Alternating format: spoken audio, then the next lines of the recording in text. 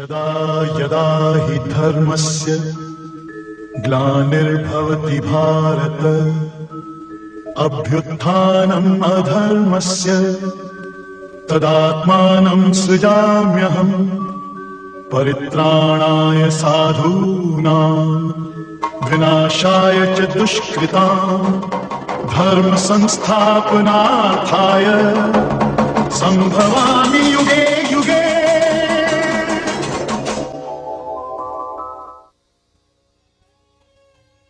हस्तिनापुर में धूम धड़ाका, शादी के गीत और पूरे नगर में उत्सव का माहौल था।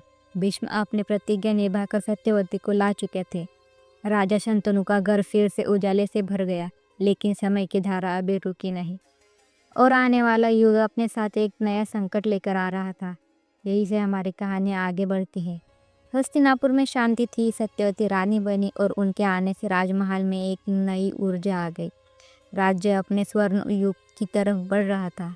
फिर सत्यवती के 2 पुत्र जन्म लेते हैं, चित्रांगद वीरता और उत्साह का रूप और दूसरा विचित्र वीर्या, कोमल मस्त लेकिन भविष्य में राज्य का वारिस। पितामह भीष्म उन दोनों को दूर से देखते हैं, एक दूरी जिसे उन्होंने अपनी प्रतिज्ञा से खुद क्रिएट की थी, पर उनका प्रेम, उनकी जिम्मेदारी कभी कम नहीं होती। समय के साथ चित्रांगद एक धैर्य और शौर्य भरा योद्धा बन गया, हस्तिनापुर का युवा वीर बन गया।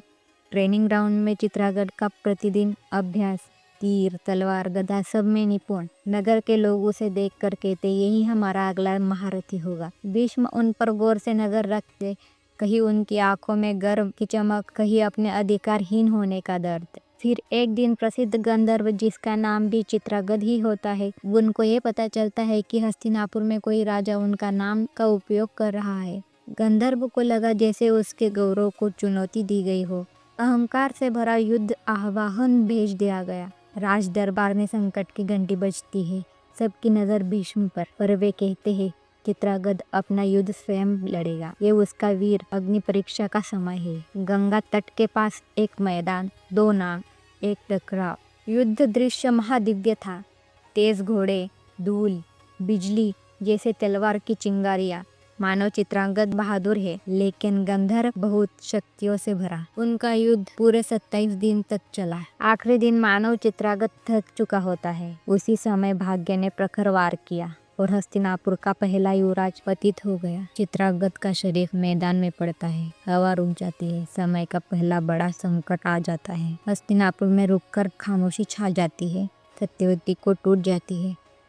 शंतनु पहले ही मरता है। भीष्म का हृदय फिर से टूट चुका था। एक बार फिर उन्होंने एक पुत्र सम्मान खो दिया था। राज्य में आवश्यक है एक युवराज और जीवित बचा है विचित्र वीर्या। राज दरबार में सब लोग इकट्ठा होते हैं। भीष्म स्वयं महाराज अभिषेक करते हैं। अब विचित्र वीर्य हस्तिनापुर का अधिकार प्राप्त राजा था, पर उसके अंदर न चित्रांगद जैसी वीरता थी, न राजनीति का गहरा ज्ञान। वो अभी युवा था, इसलिए पूरा राज्य भीष्म के कंधे पर टिक गया। वर्ष बीतते हैं। विचित्र वीर्य अब जवान हो जाता है। राज्य की एक पुरानी चिंता फिर से उभर आई, वंश की निरंतर प्रथा। सत्यवती चाहती थी कि राज्य के आगे की नस्लें सुरक्षित हो। दरबार में सभी एक ही बात कहते हैं, हमें राजकुमार का विवाह करवाना होगा। सत्यवती कहती, काशी में स्वयंवर हो रहा है, वहाँ की राजकुमारियाँ राजवंश की गरिमा में बस जाएंगी। पर एक समस्या थी, स्वयंवर में हस्तिनापुर का कोई निमंत्रण नहीं भेजा गया था। इसका अर्थ था काशी का राजघराना हस्तिनापुर को अपना प्रतिद्वंदी समझ रहा था। भीष्म का चेहरा सख्त, लेकिन वचन उन्हें बांध चुका था।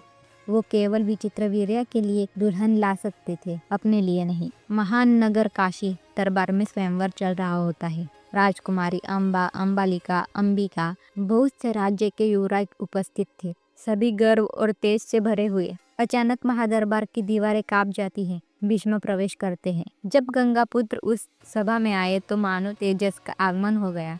सभी राजकुमार घबरा जाते हैं। भीष्म शांत स्वर में कहते हैं, ये राजकुमारियां हस्तिनापुर की राजकुमार विचित्र वीर्या के स्वयंवर के लिए उत्तम है, इसलिए मैं इन्हें अपने साथ ले जा रहा हूँ। दरबार में शोर, प्रतिकार, विरोध, पर भीष्म को कोई रोक नहीं सकता। राजकुमारियां हस्तिनापुर की रथ पर बैठा दी जाती है।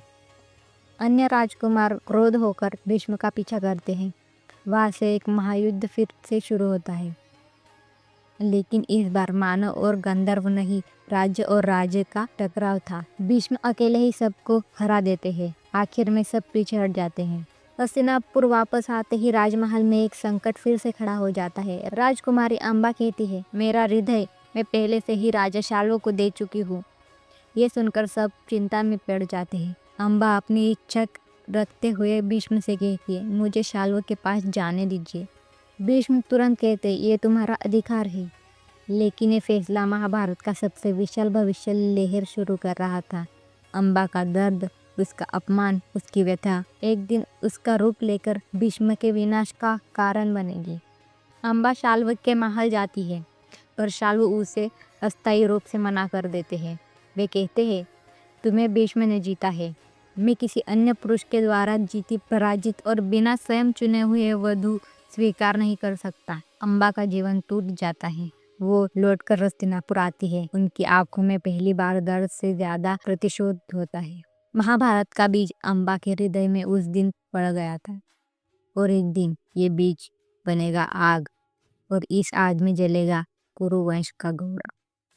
तो दोस्तों, यही था आज का पाठ। कहानी अभी और गहरी है। मिलते हैं एक नए एपिसोड में, जहाँ भाग्य और बड़ा मोड़ लेने वाला है। तो बने रहना मेरे चैनल के साथ।